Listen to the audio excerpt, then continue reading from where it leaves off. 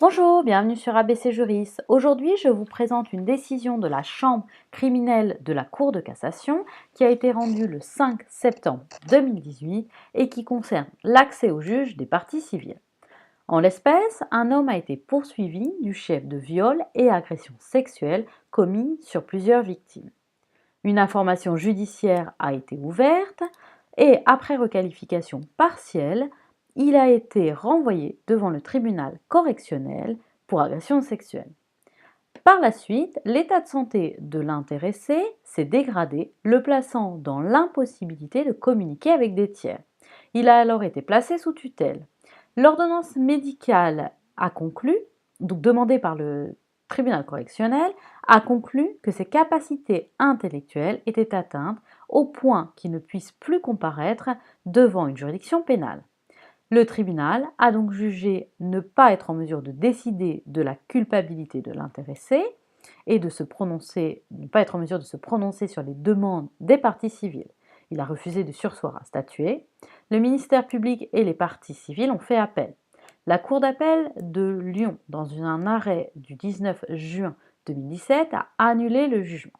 La question qui était posée à la Cour de cassation était celle de l'obligation pour le tribunal de surseoir à statuer, pour la juridiction pénale, de surseoir à statuer en cas d'altération définitive des facultés mentales de l'accusé.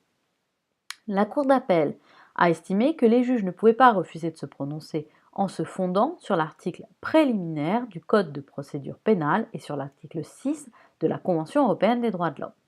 Elle note que les juges doivent en principe surseoir à statuer si le mis en examen n'est pas capable d'assurer sa défense en raison de l'altération de ses facultés mentales, mais que cette règle n'est pas justifiée si l'altération des facultés mentales est définitive, car l'appliquer paralyserait l'action des parties civiles, en application de l'article 4, alinéa 2 du Code de procédure pénale.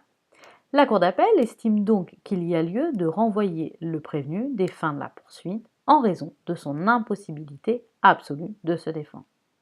La Cour de cassation casse la décision de la Cour d'appel au visa de l'article 6, paragraphe 1 de la Convention européenne des droits de l'homme et de l'article 6, paragraphe 3 de cette même convention, de l'article préliminaire du Code de procédure pénale et de l'article 470 du même code.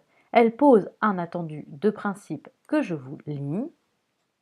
Attendu qu'il se déduit de ces textes qu'il ne peut être statué sur la culpabilité d'une personne que l'altération de ses facultés physiques ou psychiques met dans l'impossibilité de se défendre personnellement contre l'accusation dont elle fait l'objet, fût-ce en présence de son tuteur et assisté d'un avocat.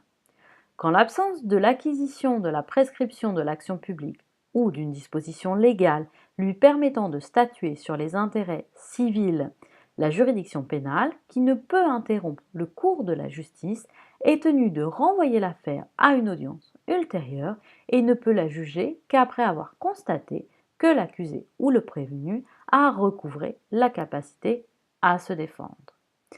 Voici pour la présentation de cette décision. N'hésitez pas à vous abonner à ma chaîne pour me suivre et pour pouvoir suivre les présentations de décisions de justice en vidéo. Je vous rappelle mes coordonnées.